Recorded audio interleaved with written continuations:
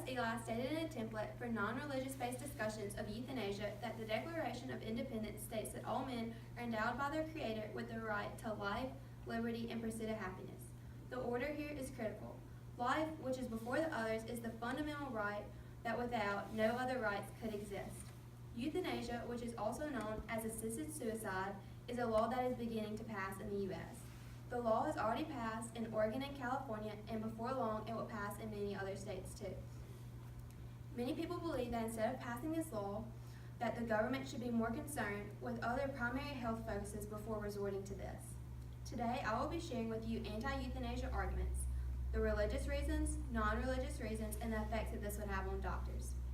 Catherine Frederick asked many ethical questions in her article, Euthanasia, including, does all life have value? And should one fight against death when suffering is so intense? Christians are mostly against euthanasia. The general Christian view is that life is given by God and that human beings are made in God's image. Proposing euthanasia for a patient is to judge that their current life is not worthwhile. No one has the right to value anyone's life, even their own, as worthless. Many churches believe that the period right before death is a very spiritual time, and it would be wrong to interfere with the process of dying. The BBC wrote in Euthanasia and Assisted Dying that suffering and pain do not stop someone's life from not being valuable, and it is not a reason for ending a life. True compassion leads to sharing another's pain. All these religious reasons are very practical to Christians, but not everyone is a Christian, so therefore there are non-religious based discussions for why this is wrong. Euthanasia has many practical reasons that contradict its purpose. It weakens society's sanctity of life and also affects many others besides just the patient. BBC wrote in Anti-Euthanasia Arguments that it will discourage doctors from finding new cures and treatments for the terminally ill. Why find a cure whenever it is just easier to give up? It also gives exposure for vulnerable people to end their lives. Pressure on the elderly, if they have selfish families, or depressed individuals who feel abandoned by their families could see this as a solution whenever this is the wrong answer. BBC wrote that suffering is what allows us to reach the highest point of who we are. It lets us be a good example in times that are bad. And it isn't easy to define suffering because we all react to physical and mental conditions in a different way. This is what helps you learn because you learn what helps you cope best. Aside from all these personal opinions people have, one of the main problems the government is having with this is that it gives doctors too much power. Euthanasia. Barbara Yaff wrote in A Deadlock on Dying that as physicians, we never want to become executioners of our patients.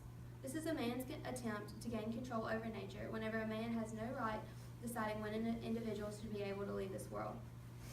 Though this decision is usually made by the patient, the doctor will be giving the information they need to make this decision. A case study found in 1998 found that doctors who are cost-conscious are more likely to write a lethal prescription to a terminally ill patient. This shows that medical costs do influence a doctor's decisions. This being passed could also discourage students from pursuing a career in the medical field. I personally have thought about pursuing a career in medicine, but the thought of choosing to end someone's life whenever they could easily be cured later turns me away from the field completely.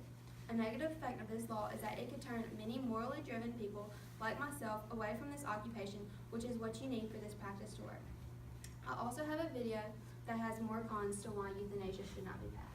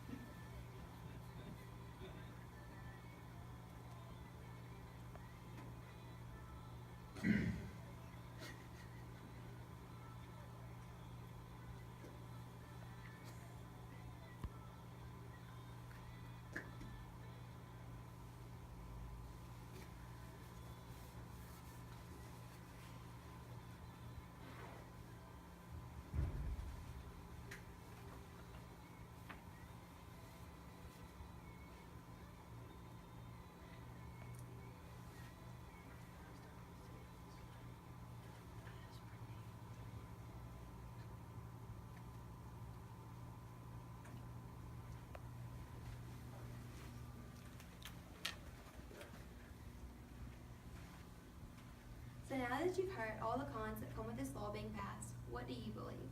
There is a wide range of opinion and much uncertainty involving euthanasia. All the following religious reasons, non-religious reasons, and repercussions on doctors is just the beginning of this ongoing debate.